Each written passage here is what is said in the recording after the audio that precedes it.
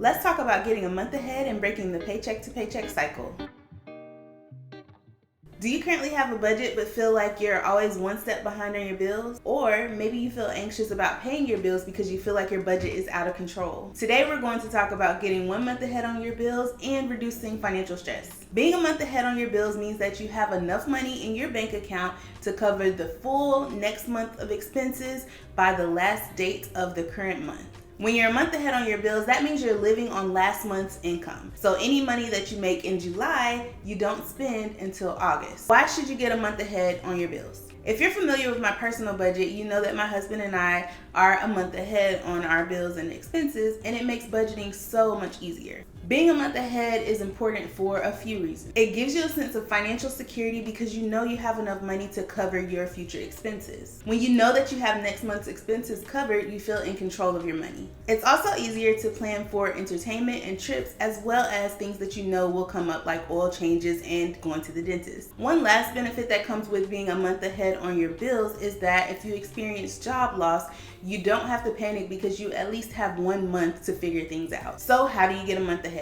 The first step to getting a month ahead on your bills is to have a solid budget in place. Before you even think about getting a month ahead on your bills, you have to currently have and use a budget. This means that you've been using a zero-based budget for at least 3 months and you have a handle on your income and your expenses. If you don't currently have a budget, don't let that discourage you. I have a video that shows you how to set up a budget step by step. Once you're comfortable with your budget and you've been using it for a while, now it's time to add up your expenses. In order to get a month ahead on your bills, you have to know how much money you spend every month. Go back through your budget for the past 3 months and get an estimate of how much money you're spending. This is going to be the amount of money that you need to have in order to be a month ahead on your bills. So I would estimate on the higher side. You can always change this later. Keep in mind that the total amount of your expenses should be less than the amount of your monthly income. If your expenses are more than your income, that means you should either supplement your income with a side hustle or find a way to increase your income because you're living above your means. The next step is to create a buffer. The most important part of getting a month ahead on your bills is your buffer. A buffer is just a placeholder category in your budget so you can save the money that you're going to use for the next month.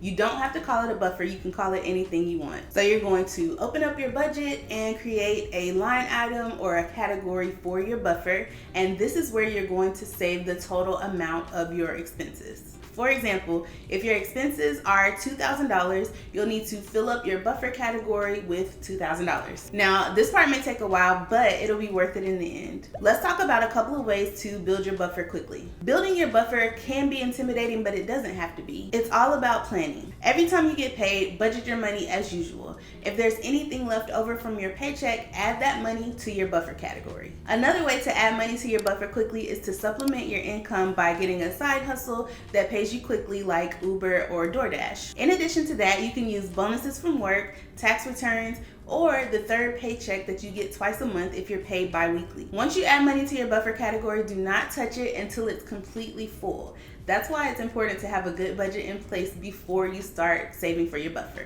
You don't want to have to dip into your buffer for anything because your goal is to get a month ahead on your bills. Once you fill up your buffer category, then it's smooth sailing from here because you're officially a month ahead on your expenses. How to budget using your buffer. Once you have your buffer in place and it's completely full, it's time to budget. YNAB is the budget software that I use, and it makes budgeting with a buffer so easy. Click the link in the description box for a free 34-day trial if you're interested in testing it out, but you can budget this way with the budgeting method of your choice. On the first of the month, set your buffer category to 0 and then use the money that was previously in your buffer category to budget your monthly expenses.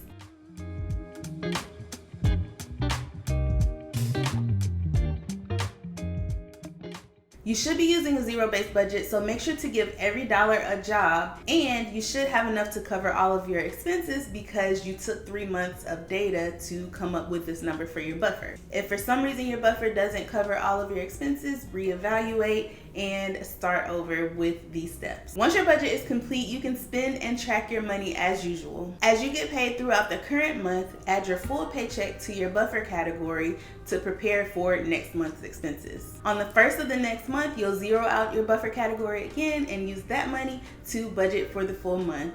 Now you are officially a month ahead on your bills. Budgeting for a full month of expenses at one time gives you so much peace and financial security because financial decisions are easier to make when the money is readily available. Getting a month ahead on your bills is not as hard as it seems. It may take some time to get your initial buffer filled, but it can be done as long as you're focused. If you're interested to see what being a month ahead looks like in real life, check out my latest Budget With Me video and follow along. That's all for this video. Be sure to give it a like and subscribe to the channel for more well-balanced wallet content. See you in the next one.